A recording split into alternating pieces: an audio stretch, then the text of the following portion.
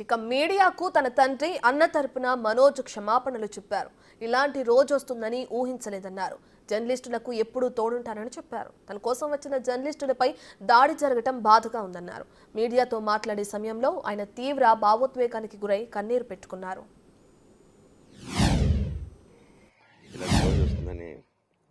ఊహించలేదండి. నిజంగా మీడియా మిత్రులకి, ముఖ్యంగా ఇద్దరు అన్నలకి నా క్షమాపణలు. మా నాన్న తరపున, మా అన్న తరపున నేను సారీ అడుగుతున్నాను. నేను నీ తమ్ముడు అనుకోండి, మీ వాడిని అనుకోండి, మీకు నీ తోడుంటాను. మీకు ఏదున్నా నాకు ఫోన్ చేసేదండి. నేను ఎప్పుడు ఒక్క కాల్ దూరంలోనే ఉంటాను. I will always be there to support you and your family. And I'm sorry. నా కోసం సపోర్ట్ చేసేదానికి వచ్చి మీకు ఇలా జరగడం నాకు చాలా బాధగా ఉంది. నా భార్య పేరు లాగుతున్నారు, 7 నెలల కూతురు పేరు లాగుతున్నారు. నేనేం అడగలేదు, సొంత కాళ్ళ మీద పనిచేస్తున్నాను. మా ఆవిడ కూడా వాళ్ళ ఇంటి వైపు ఏ డబ్బు తీసుకురాలేదు, వాళ్ళ ఇంట్లోనూ డబ్బు అడగలేదు, నేను అడగలేదు, ఆస్తి అడగలేదు. మా ఆవిడ 7 నెలలు గర్భవతిగా ఉన్నప్పుడు తనకి 7 నెలలు ఉన్నప్పుడు మా అంకుల్ వాళ్ళు ప్రతి ఒక్కరు 7 నెలలు కాదు 7 నెలలు తను ప్రెగ్నెంట్గా ఉన్నప్పుడు మా అంకులు విజయవాడలో ఉంటారు. అండ్ ఇక్కడ కొంతమంది అంకుళ్ళు, నాన్నగారు బాగా క్లోజు. మనోజ్, నువ్వు ఎన్నో సంవత్సరాలు ఇంటి బయటగా ఉన్నావు, నీ సొంతంగా ఉన్నావు. మీ నాన్నగారు అమ్మగారు ఒకరే ఉన్నారు, మీ అన్నయ్య ఏమో దుబాయ్కి షిఫ్ట్ అయిపోయాడు ఫ్యామిలీతో. మీ వైఫ్ ప్రెగ్నెంట్గా ఉంది, తనకి తల్లిదండ్రులు లేరు. తనకి ఇప్పుడు మీ అమ్మ అవసరం ఉంది, పెద్దోళ్ళు అవసరం ఉంది. నువ్వు అక్కడే ఎలా చూసుకుంటావు అంటే, నాకు ఆ రోజు మా భార్య కూడా ఒకసారి వాళ్ళు అన్ని చెప్తున్నారు కదా, ఎందుకంటే ఒకసారి వినండి అంటే, సరే అమ్మా నీకోసం వస్తాను అని చెప్పి మళ్ళీ తిరిగి రావడం జరిగింది. ఇది కరెక్ట్ కాదండి. నేను ఎప్పటి నుంచో కూర్చొని మాట్లాడదాం అంటున్నాను. పిల్లలకి లోకల్లో ఉన్న, అక్కడ లోకల్లో ఉండేది ఎవరో కాదండి, మా బంధువులే అండి అందరూ. ఆ చుట్టుపక్కల గ్రామాలందరూ, మా నానమ్మ వాళ్ళ ఊరు, అమ్మమ్మ వాళ్ళ ఊరు, అందరూ మా వాళ్ళండి. వాళ్ళ పిల్లలు, మనవాళ్ళు, వాళ్ళ బంధువులు. సో వాళ్ళకి అన్యాయం, వాళ్ళు నాకు వాళ్ళ అర్జీలు పెట్టుకున్నారు, వాళ్ళ లెటర్లు పంపించారు, వాళ్ళన్నీ చేశారు.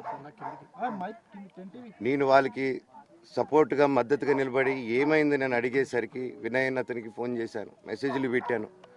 సార్ వాట్ ఈస్ హ్యాపెనింగ్, ఇంకా కావాలంటే కాలు మీద కూడా పడతానండి, ఈ ఇష్యూ క్లియర్ చేయండి, మాట్లాడుకుందాం అంటే చాలా దురుసుగా రిప్లైలు పెట్టారు. నేను ప్రతిదీ ఈరోజు సాయంత్రం 5:30కి ప్రెస్ మీట్ పెట్టి ఇన్నాళ్ళు ఆగానండి, ఇంకా ఆగలేను. నిన్ను ప్రతిదీ నేను కొడుతున్నాను, ఇది చేస్తున్నాను అన్నారు కదా సార్, సీసీటీవీ కెమెరాలు తెప్పిండి సార్. నేను కిరణ్ని, విజయ్ని ఇమ్మీడియట్గా తీసుకొని యాక్షన్ తీసుకోండి, వాళ్ళే దొంగతనం చేశారని చెప్పాను. ఆ కిరణ్ నిన్న మా ఇంట్లో, మొన్న చెప్తే నేను చూసుకుంటా అన్నారు, నిన్న మా ఇంట్లోనే తిరిగాడు. మా ఇంట్లోనే తిరిగి మా నానీస్ని బెదిరించి ఒక అమ్మాయి పారిపోయేలాగా చేశారు. నిన్న నా కూతురు బట్టలు ప్యాక్ చేసేదానికి ఇట్లా ప్రయత్నించాడు అతను. అప్పుడు నేను కంగారుగా అప్పుడు డీజీ ఆఫీసులకి వెళ్ళి, భయం వేస్తుందండి పిల్లల జోలికి వెళ్తే. నాకు మా నాన్న దేవుడండి. ఈ రోజైతే ఏదైతే చూస్తున్నారో మా నాన్నని, ఇది మా నాన్న కాదండి. నేను అబద్ధాలు ఆడేవాడిని కాదు. నా గురించి మీరు ఎవరినైనా ఎంక్వైరీ చేసుకోండి, నా ఫ్రెండ్స్ని అడగండి. నాకు చిన్నప్పటి నుంచి ఉన్న స్నేహితులు ఒక్కొక్కరు వేరే వృత్తిలో ఉన్నారు, వాళ్ళు సొంతంగా కాళ్ళ మీద కష్టపడిన వాళ్ళే అండి. అండ్ నేను కూడా నా సొంతంగానే వచ్చాను, కానీ ఏ రోజు ఇది చేయండి అది చేయండి అని అడిగింది లేదు. అండ్ ప్రతిదీ నేను సాయంత్రం వచ్చి మీకు ఎక్స్ప్లెయిన్ చేస్తాను. దయచేసి కోఆపరేట్ చేయండి. థ్యాంక్ యూ మీరు అందరూ ఉన్నందుకు. విజయ్ అనే వ్యక్తి నిన్న అంత చెప్పిన తర్వాత కూడా మా ఇంట్లోనే నన్ను కొట్టేటప్పుడు అతని కారు ఉన్నింది, వెనకాల నుంచి అలాగే వెళ్ళిపోయారు అందరు ఉండంగానే. మీరు అతని కారు నంబరు, అతని సిగ్నల్ని దయచేసి ట్రాక్ చేయండి. అన్ని కంప్లైంట్లు పెట్టిన తర్వాత కూడా మా ఇంట్లో ఎందుకున్నాడు ఆ దొంగ?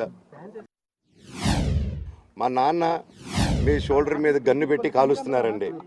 క్లియర్గా కాలుస్తున్నారు.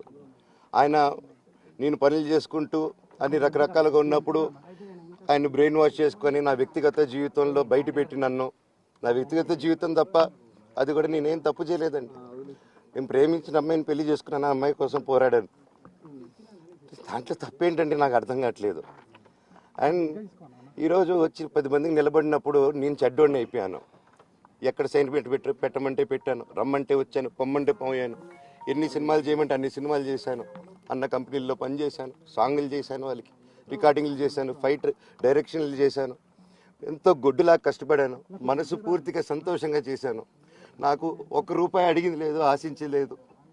నేను దానికోసం నాకు కావాలి, నేను పనిచేసిన దానికి కూడా నేను అడగట్లేదు. ఒకటే అడుగుతున్నాను, మీకు నిజం తెలియాలి. అందుకోసమే ఏంట్రా వీడు అన్నీ బయట పెడుతున్నాడు అనుకోవచ్చు, కానీ ఈరోజు నాకు భార్య పిల్లలు ఉన్నారండి. ఈరోజు నేను నిలబడకపోతే రేపు నా కొడుకు పెద్దోడైన తర్వాత, కూతురు నేను పెద్ద అయిన తర్వాత వాళ్ళకి నేను సమాధానం చెప్పుకోలేను. నేను దొంగతనం చేసి వేరే వాళ్ళు కడుపులు కొట్టి నా పిల్లల మొహం నేను చూడలేను, ఆ కూడు నా పిల్లలకి పెట్టలేను. మా నాన్న నన్ను అలా పెంచలేదు, మా అమ్మ నన్ను అలా పెంచలేదు. మధ్యలో మా అమ్మ నలిగిపోతుంది. మా అమ్మని హాస్పిటల్లో అడ్మిట్ అయ్యారని చెప్పి నేను అబద్ధాలు ఆడారు. హాస్పిటల్కి వెళ్ళి చెక్ చేయించుకుంది అమ్మ.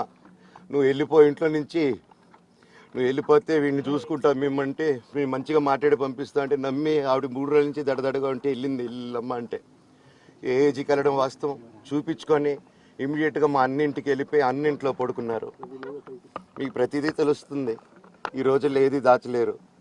మరి ఇంత క్యారెక్టర్ అసాసినేషను నేను చేయని దానికి చేశారు అని, నా భార్య వచ్చిన తర్వాత నేను చెడ్డోడినయ్యానని, అదే వాళ్ళ తల్లిదండ్రులు ఉండుంటే గమ్మునుంటారా అండి? ఈరోజు నేను గమ్మునుంటే ఎలా అండి? తనకి తల్లి అయినా తండ్రి అయినా అన్నీ నేనే అండి ఈరోజు.